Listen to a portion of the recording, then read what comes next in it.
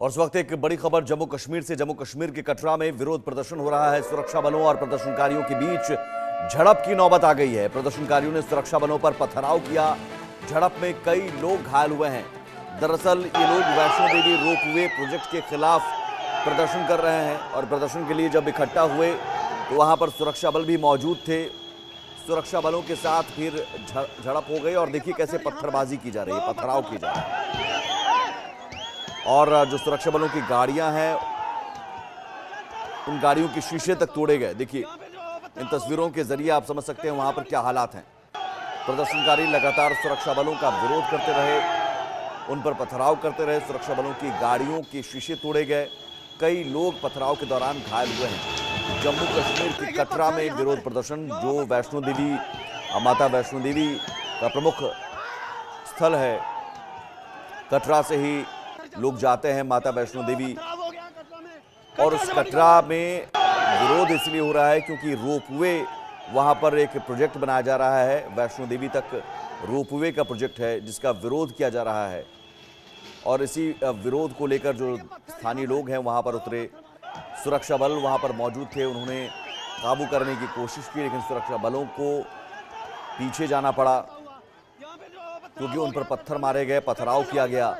कई लोग इसमें घायल भी हुए हैं और सुरक्षा बलों की गाड़ियों के शीशे भी तोड़े गए हैं। वैष्णो देवी रोपवे प्रोजेक्ट के खिलाफ ये प्रदर्शन चल रहा है। जम्मू कश्मीर के कटरा से ये बड़ी खबर, जहां पर एक रोपवे का प्रोजेक्ट वहां पर बनना है। रोपवे के जरिए लोग जा सकते हैं कटरा से सीधे वैष्णो देवी, लेकिन इसी प्रोजेक्ट का विरोध हो रहा है। वहां के लोग विरोध कर रहे हैं और आज ये विरोध एक हिंसक झड़प में तब्दील हो गया जब सुरक्षा बलों पर प्रदर्शनकारियों ने पथराव कर दिया और उस पथराव में नौबत यह आ गई कि कई लोग घायल भी हुए हैं। सुरक्षा बलों की गाड़ियों के शीशे भी तोड़े गए हैं। अजय जांडियाल हमारे साथ जुड़े हुए हैं जम्मू से। अजय, अभी हालात क्या है और इतना विरोध क्यों? देखिए, पिछले 3 दिनों से लगातार जो है कटरा श्राइन बोर्ड द्वारा जो रोपवे बनाने की बात हुई थी, जो कटरा से लेकर सीधा श्रद्धालुओं को भवन तक जाएगा, उसको लेकर जो है वो विरोध प्रदर्शन जो है वो लोगों का चल रहा था। लोगों का कहना है कि जिस तरीके से लगातार यहाँ पर ये रोपवे बनाने की स्कीम चल रही है, उससे सीधे तौर पर उनकी आजीविका को जो है वो असर पड़ेगा, क्योंकि जब लोग केबल कार के जरिए भवन तक जाएंगे तो ट्रैक पर जो है यात्रा कम होगी और उससे लोगों को नुकसान होगा। उनकी अर्निंग जो है, उनकी जो दुकानें हैं वो नहीं चल पाएंगे। इसी को लेकर लोग जो है विरोध कर रहे थे। 3 दिनों से लगातार मार्केट्स बंद थी, घोड़े पिट्ठू वाले जो है वो प्रोटेस्ट पर था, जिसके चलते यात्रा भी कहीं ना कहीं प्रभावित हो रही थी।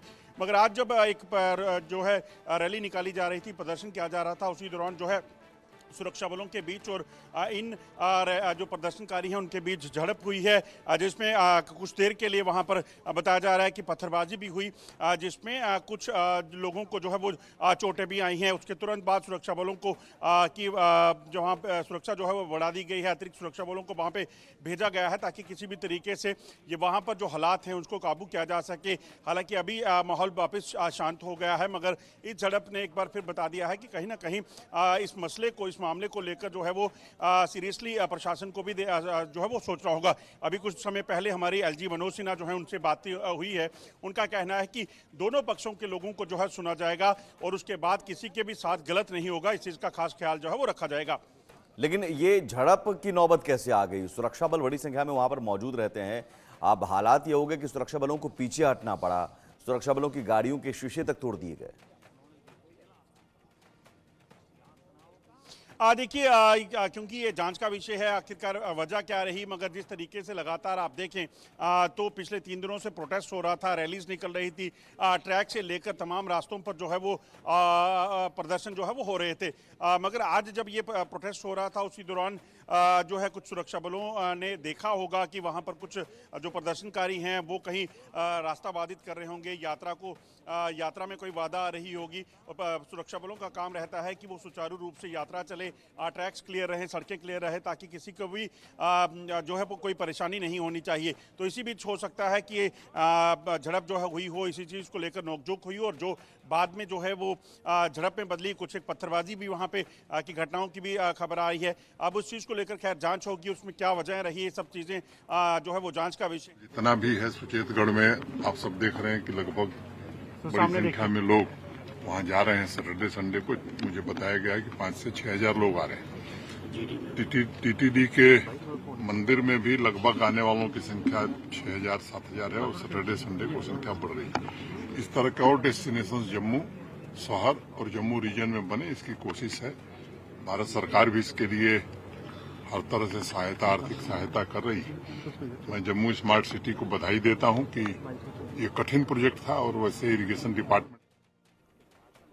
अजय, जो ये जिस प्रोजेक्ट की बात हो रही है, उस प्रोजेक्ट को लेकर अगर विरोध था पहले से, विरोध जाहिर है पहले भी दर्ज कराया गया होगा, श्राइन बोर्ड की तरफ से कोई पहल नहीं की गई समझाने बुझाने की, ये एक आपसी सहमति बनाने की?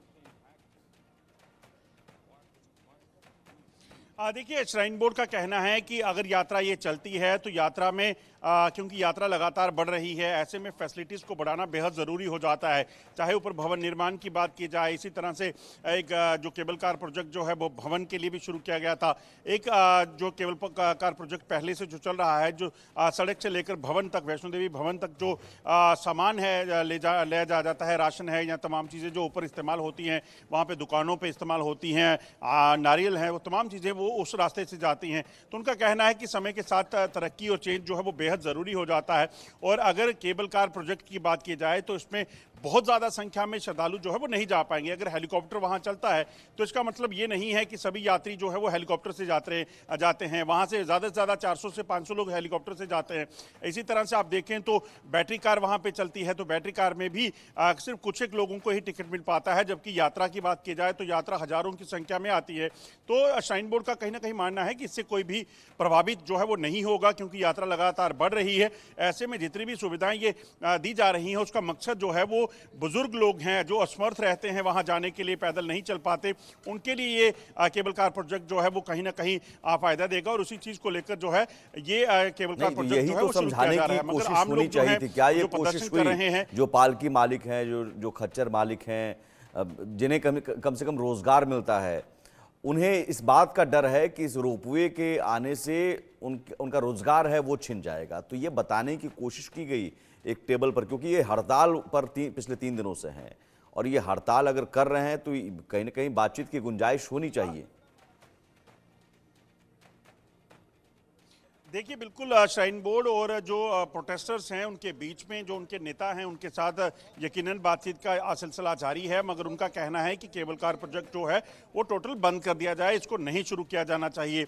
वहीं श्राइन बोर्ड जो है इस चीज़ को समझाने में लगा है कि जो ये मांग है वो मुमकिन नहीं है, और जो श्राइन बोर्ड है उसका मकसद वहाँ पे फैसिलिटीज़ को देना है, क्योंकि हर रोज़ जो लाखों श्रद्धालु यहाँ आते हैं उनका मकसद ये है कि उनको बेहतर से बेहतर सुविधा मिले। कहीं ज़्यादा जो बुजुर्ग लोग हैं जो नहीं जा पाते, वो इतने अमीर नहीं हैं कि हेलीकॉप्टर को अफोर्ड कर पाएं, तो ऐसे में उन लोगों के लिए सहूलियत जो है बेहद ज़रूरी हो जाती है। तो कहीं ना कहीं उनकी तरफ से प्रयास किए जा रहे हैं श्राइन बोर्ड की तरफ से। आज एलजी मनोज सिन्हा जो है अभी कुछ समय पहले उन्होंने एक स्टेटमेंट दिया है। उनका कहना है कि वहाँ पर जो अथॉरिटीज़ हैं वो इस चीज़ को देख रही हैं, और किसी भी पक्ष के लोगों को जो है इसका नुकसान नहीं होगा, सबको सुना जाएगा और उसके बाद जो है आगे की कार्रवाई जो है वो होगी। तो अब देखना होगा कि अब 3 दिनों की स्ट्राइक जो है ये आगे बढ़ती है या यहीं पर खत्म हो जाती है, या फिर श्राइन बोर्ड कहीं ना कहीं बीच में मीडिएशन करके लोगों को समझाने का सिलसिला जो है वो शुरू करता है। कैसे ये हो पाएगा अब ये देखना होगा। कितनी संख्या में हैं जो लोग अब प्रोटेस्ट कर रहे हैं, जिनका एक विरोध है,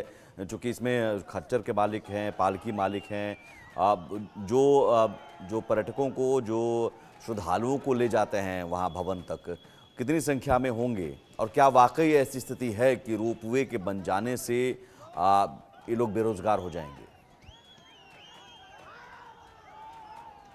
देखिए, जहां तक अगर श्राइन बोर्ड की बात की जाए तो श्राइन बोर्ड जो है हर साल जो है वो यहाँ पर इस साल भी लगभग 85 लाख के करीब यात्रा जो है वो उससे ज़्यादा यात्री जो है आने की उम्मीद है। वहीं अगर उन यात्रा को कैटर करने के लिए जो सुविधाएं वहाँ दी जाती हैं, वहाँ दुकानदार हैं, वहाँ पे खच्चर वाले हैं, पालकी वाले हैं, इनकी संख्या भी हज़ारों में रहती है, तो उनकी आजीविका कहीं ना कहीं उसी से चलती है। तो उनको जो कहीं ना कहीं लग रहा है कि इस रोपवे के बन जाने से इसका जो नुकसान है उनको होगा, उनकी दुकानों के कामकाज पर असर पड़ेगा, उनकी आजीविका जो है उस पर असर पड़ेगा। इस चीज़ को लेकर उनकी कहीं ना कहीं कंसर्न है, जिसको लेकर ये प्रदर्शन कर रहे हैं। तो हज़ारों की संख्या में लोग हैं जो प्रदर्शन कर रहे हैं, मगर इनको कब सुना जाएगा, कैसे सुना जाएगा, ये देखना होगा। किस तरह से श्राइन बोर्ड जो है उनको कहीं ना कहीं सेटिस्फाई कर पाता है कि आखिरकार ये जो हो रहा है इससे बहुत ज़्यादा नहीं। क्योंकि अगर गंडोला की बात की जाए, जो जानकारी है, इस केबल कार में लगभग 6 मिनट लगेंगे यात्रियों को ऊपर जाने के लिए। अगर बहुत ज़्यादा यात्री भी अकोमोडेट कर पाए तो एक दिन में ज़्यादा से ज़्यादा 1000 यात्री जा सकते हैं, इससे ज़्यादा नहीं। हालांकि ये नंबर जो मैं बता रहा हूँ मैं अपने से बता रहा हूँ, मगर अनुमान है कि 500 से 600 या 700 यात्री जो हैं ऊपर जा पाएंगे। तो ऐसे में इससे बहुत ज़्यादा फर्क पड़े ये कहना गलत होगा। बट जो फिर वही बात है कि श्राइन बोर्ड इसे देखेगा, कैसे होगा, किस तरह यात्री जाएंगे, उन सभी चीज़ों को विचार करना जो है वो पड़ेगा। और उसके इसी चीज़ को लेकर कहीं ना कहीं आम लोगों को इस चीज़ को समझाना पड़ेगा, जिसके बाद ये विरोध प्रदर्शन शांत हो पाएगा। बहुत शुक्रिया अजय तमाम जानकारी